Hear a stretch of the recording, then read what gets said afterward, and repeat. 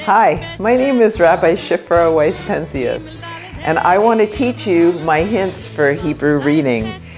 I'd like to teach you what's called a mnemonic device. Like, for example, Bet has a belly button. And those mnemonic devices, that the B sound and the way the letter looks, is going to help you remember all of the Hebrew letters. This system I originally inherited at my first job from an educator named Tina Rappaport, and I've been working on it for many, many years with input from many teachers and many students. So we'll begin with the first letter of the Hebrew alphabet, Aleph. My hint for Aleph is arms apart. So you can see that I look like the Aleph when I put my arms apart. So Aleph, arms apart. The next letter in the Hebrew alphabet, I already mentioned, is Bet. Bet has a base and a belly button. And for kids, I tell them it's a base like in baseball. It looks just like a base in baseball. Now you'll see that there's another letter that looks similar to this that doesn't have a base, and I'll get to that soon. Bet has a base, and vet, which is the same letter but makes a V sound, is vacant. Vacant, a lot of kids don't know what that word means, so I say to them, vacant is like in a hotel when it has a vacancy. It means that it has an opening, something is missing, no one is inside. So Bet has the belly button, but vet is vacant. It's open, it's empty. The next letter is Gimel. And everyone thinks that Gimel looks like a high-heeled shoe. So I'm wearing my high-heeled shoe to show you how much it looks like a Gimel. So let's see, can you see my shoe? You can bring the camera down. And Gimel has got a heel. Gimel has got a heel. Gimel has got a shoe. Now, everyone says to me, why don't you say Gimel has a shoe? And the answer is because Gimel makes the G sound. So all of my hints have the sound that the letter makes in it. So Gimel has got a shoe.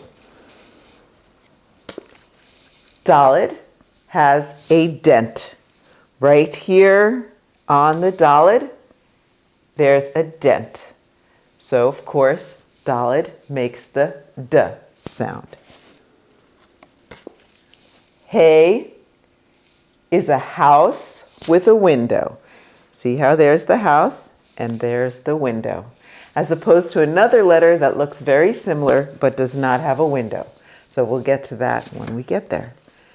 Vav is vertical. It's a vertical line. It just stands up tall like a vertical line. So Vav makes the V sound. Zayin looks a lot like a Vav, right? But Vav is more vertical and Zayin is more zigzag. See the zigzags here? There's two zigzags. There's one here and there's one there. So Zayin makes the sound of a Z. Z. Zigzag. Z. Now here's Chet, and you can see that it looks like the hay, right? The hay, which was right over here, I mentioned is a house with a window. Chet is a house with no window. So everyone inside is not getting enough air, and they're going, they're choking. Kids love that, makes them laugh, and it's supposed to be fun and funny. So Chet is a house with no window. So everyone inside is choking and going, and the Israelis, for them, it's normal to make a sound, but for Americans, it's very unusual. So practice the sound. And a lot of people think, oh, I could just not make that sound. No, you can't leave out a sound in the language. So Chet makes the sound. Okay, Tet is a trash can with the top tipped open. Here's the top and it's tipped open. It looks like another letter that does not have the top tipped open. So Tet makes the sound T.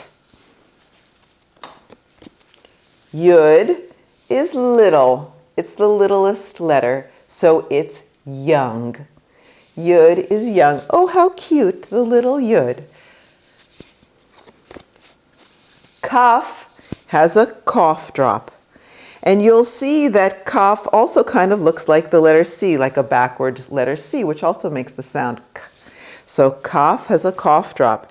Kaf kind of looks like bet, which has a base. And that's the difference, because bet has the base, like in baseball. I'll show you a bet so you can see what I mean. The difference between bet and kaf is in the base. Bet has a belly button and a base, and kaf has a cough drop and does not have that same base. Chaf is the same letter as kaf, but chaf has no cough drop. So again, because they have no cough drop, they have a sore throat. So chaf makes the sound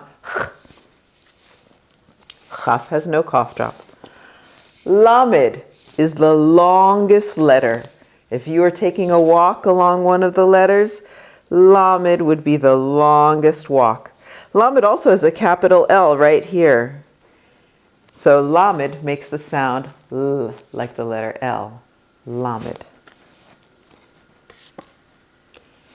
Mem is a mountain with a man on top.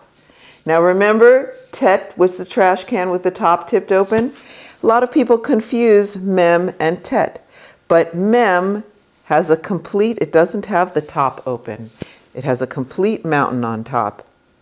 Mountain and a man on top. So Mem makes the sound mm. Nun looks like a gimel, the one that has the high heel, but Nun has no heel or no shoes. Or some people say Nun is not going. So Nun makes the sound n. Contrast it to the gimel, which looks very similar, but gimel has got a heel, or gimel has got shoes, and nun has no shoes. So nun makes the sound n, like the letter N. Samech is a circle, or sometimes we say a smile. So samech is the rounded letter, and it makes the sound s. Ayin is tricky because it's silent. So it really can't have a hint that sounds like it, right? But ayin looks like a Y, and it has Y in its name, A-Y-I-N. So ayin looks like a Y and has Y in its name, but it's silent. Pei looks like a face with a pimple. See how it kind of looks like a face? It has like a nose. So Fei is a face with a pimple. Pei is a face with a pimple, but it's the same letter as Fei, which is a face with no pimple. So Pei makes the sound P, and Fei makes the sound F. Tzadi has the top split. Now notice it looks like an ayin, right? But the ayin has the bottom split. Ayin is split at the bottom. See that? But tzadi is split at the top. Otherwise, they look very similar and people get them confused. But tzadi has the top split. And if you take the first letter of top and the first letter of split, you get TS. And the sound TS together is ts, like nuts. In nuts, say nuts. So when you say nuts, you're making that sound ts, like tzadi. Tzadi has the top split, TS, nuts, ts, tzadi. Kuf looks like a cracked wishbone. On Thanksgiving, some people take the wishbone out of the turkey and they let it dry and then they pull it apart and they grab one side here, they grab one side here, and they pull. And they get a cracked wishbone. Here's the crack. So kuf makes the sound k. Resh is rounded. And the sound resh in Hebrew is made in the back of your throat. It's a rolling R, like in Spanish, r, but you bring the roll to the back of your throat, r, or like a dog growling, r. Resh is rounded. It's rounded. It looks a little like a dalet, but dalet is not rounded. Dalet has a dent. Here's the dalet to contrast with the resh. They look very similar, but dalet has that dent right there, but resh is rounded. Here's shin. Shin is on the dreidel, and a lot of people know this letter because it's in Shalom or Shabbat. It's got a sister letter, the same letter actually, but makes the sound s, and that's sin. So how do you remember which one has the dot on the right and which one has the dot on the left? And I always tell people, sin is never right. Get it? It's a joke. Sin is wrong. So sin is never right. So sin has the dot on the left, shin has the dot on the right. So shin makes the sound sh, and sin makes the sound s, like the letter S.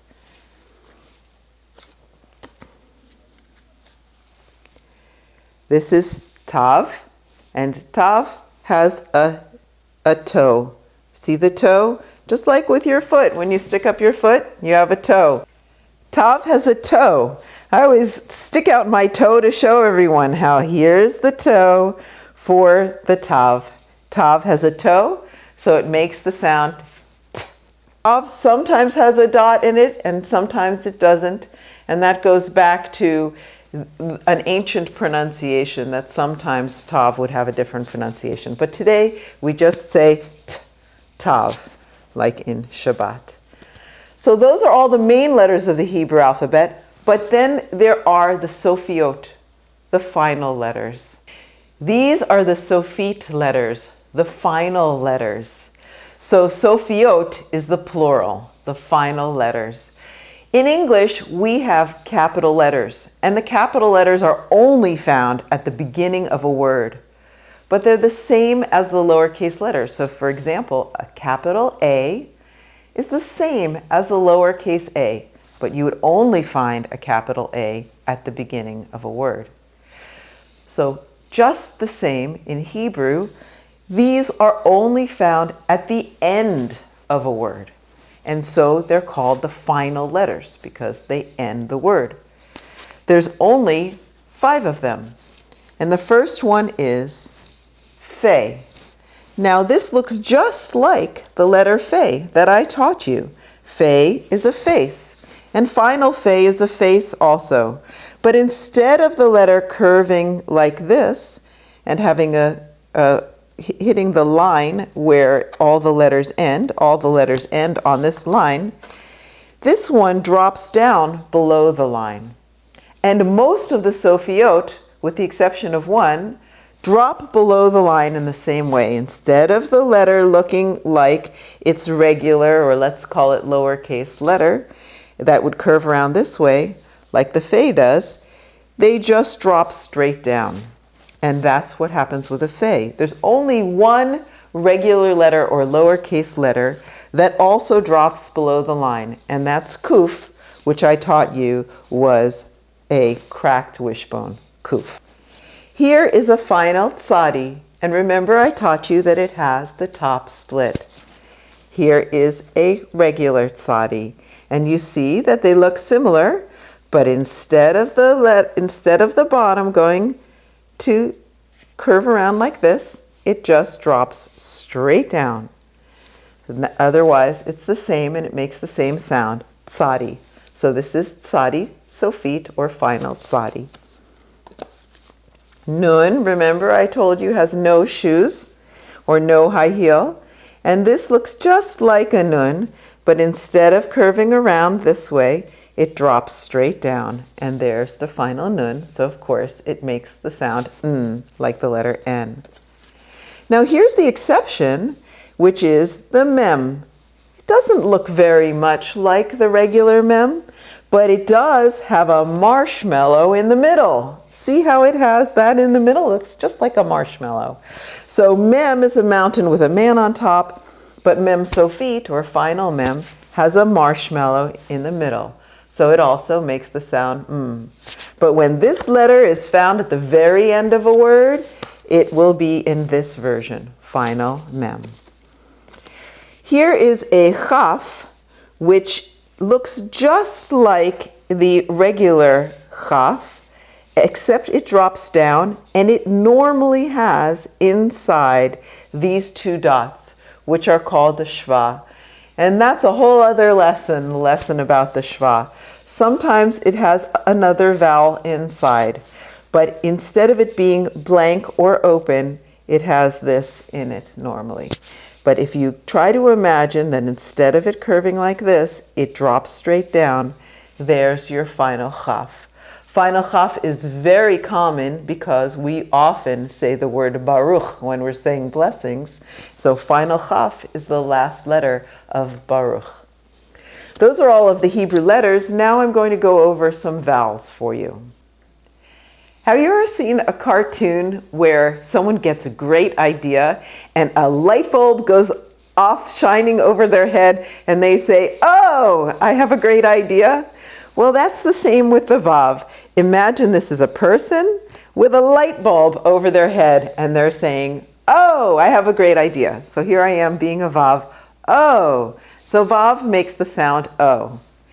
Now, vav also can make the sound oo. And I'm going to get my ball to show you how. If you got hit in the stomach, and I hope that never happens to you, with a ball, your stomach would hurt and you'd say, ooh. So here I am being a person with a ball, just like the vav. Ooh. So vav makes the sound oo. Now there are other ways to make the O and the oo sound without the vav. So the O can be just the dot. So just like you have, this is called a cholam maleh, which is the letter with the dot. It's full. You can also have a cholam chaser, which is a dot without the vav. The same dot. See how that's the same dot? So if you see that, it's O. Moses' name, when you're reading from a chumash, will say Moshe. So you'll have a mem with this O right there, and you pronounce the O, and that's how you get Moshe, the O. So that's a cholam chaser, just like this vav with the dot. They both make the sound O. There's also another way to make the oo sound. And that's with the three diagonals. Now, we have, at our synagogue, we do vowel aerobics. We imagine a cheerleader who is with his or her pom-poms going, ooh, ooh, ooh. 3 dots in a diagonal. Ooh, ooh, ooh. And there it is, your 3 dots. Ooh, ooh, ooh. You also have the vowel. And I teach people that this is a bed with a head under it. And that way you remember that it makes the sound the same as bed or head. Now this also makes the sound and it's just a bed. However, that's the modern Hebrew, the Israeli pronunciation. But if you were reading from the Torah, the traditional pronunciation of this would be A. Now, some of you may be too young to remember Happy Days, but there was a character on Happy Days named Fonzie, the Fonz, and he would stick up his 2 thumbs like this, and he'd go, A, like he's so cool, A. And so that's another way to remember this vowel, A, the two hands sticking with the thumbs up, A. So just remember, if you're reading from the Torah, it's A, but other times it will be E. So if one person teaches you that this makes the A sound and another person teaches you that it makes the S sound, they're both right. And honestly, you can do either one. These are Ah. Both of these make an Ah sound. So people say, well, why does Hebrew have two letters that make the same sound? Just remember that English has two letters that make the same sound many times. For example, C and K both make the sound K. That's how language works. Don't fight it. So both of these make the sound ah. And then this one dot, makes the sound I or E. And people say, which one is it? Is it I or is it E? Well, if an Israeli pronounces it, it's going to be halfway between I and E. English doesn't have exactly this sound. So for example, my name is Shifra. Did I say I or did I say E? Well, I said something that was halfway in between. So you could say either one and they'd both be correct. The final vowel, this one is called a shva. And shva is a little complicated because it sometimes makes a little sound, and sometimes it's silent. You'll learn the rules of the shva and when it makes a little sound and when it's silent as you advance in Hebrew. And those are all the letters and all the vowels of Hebrew. So now that you've seen this video, you can remember them all and you'll be able to read Hebrew with just a little bit of practice. Thanks so much for watching.